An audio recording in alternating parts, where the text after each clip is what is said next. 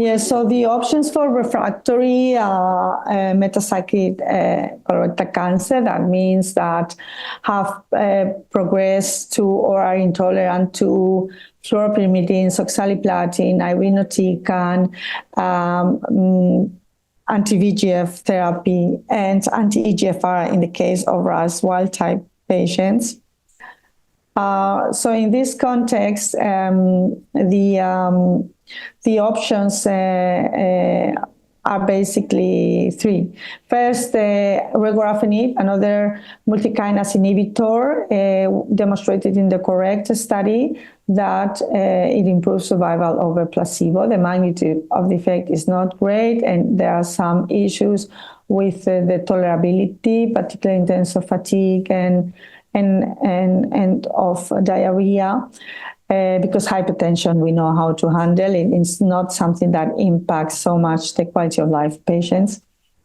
And what is true in these studies that a high proportion of patients require dose reduction. So after approval, different studies, Redose and others, have assessed different strategies that basically consist of starting with lower dose and tapering them up in the case of appropriate tolerance. And this has proven to retain efficacy and while maintaining, while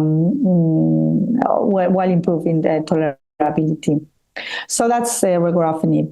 And then later on, TAS-102, trifluridine tipiracil, drug. They are all oral drugs.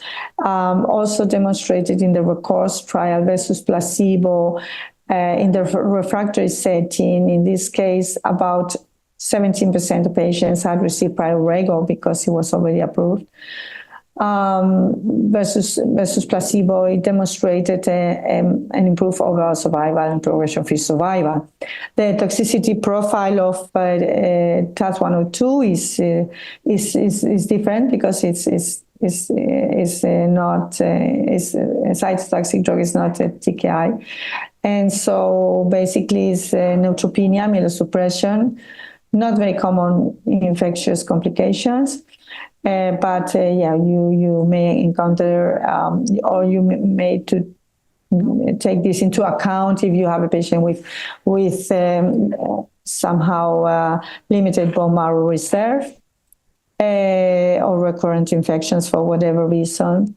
But other than that, it's pretty well tolerated. Has some nausea too, but it doesn't do so much fatigue or asthenia, and no diarrhea. So generally speaking, has different toxicity profile, but slightly better globally, I would say.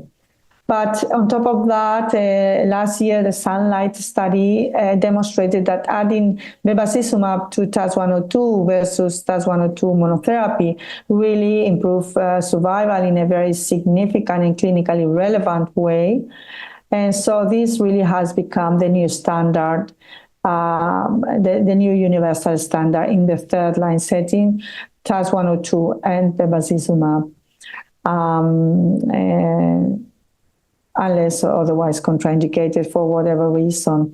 But yes, so the addition of Bevacizumab adds some hypertension and some neutropenia, but not really, it is still a fairly well-tolerated treatment regimen.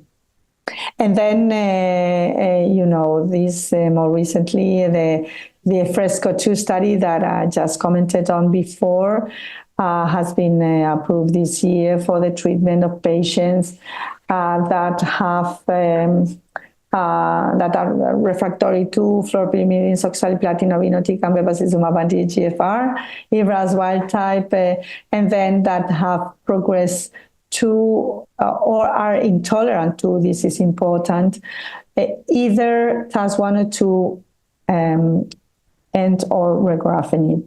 So that means in the FRESCO-2 study, about 50% of patients had received only prior TAS-102. About 40% had received only Regorafenib and 10% had received both. So meaning the majority of patients had received prior TAS-102 and half of the patients had received prior Regorafenib. But subgroup analysis clearly show that the magnitude of the benefit does not differ and is similar whether they have received TAS-102 or Rego or both. So in all this context, I think you may use Fruquintinib in fourth line too. Well, we don't have head-to-head comparisons, but this is a more specific VEGF-I inhibitor versus Regorafenib is targets all the TKIs in a broader spectrum of TKIs. So and maybe Fruquintinib gives, I have the feeling it may be associated with more hypertension, maybe more proteinuria, but that doesn't impact so much patients' quality of life and maybe slightly deteriorated, but that may be my own experience with a number of patients that are not huge as yet. So we will need to see in further studies in this regard, but I think they're both options in the fourth line setting.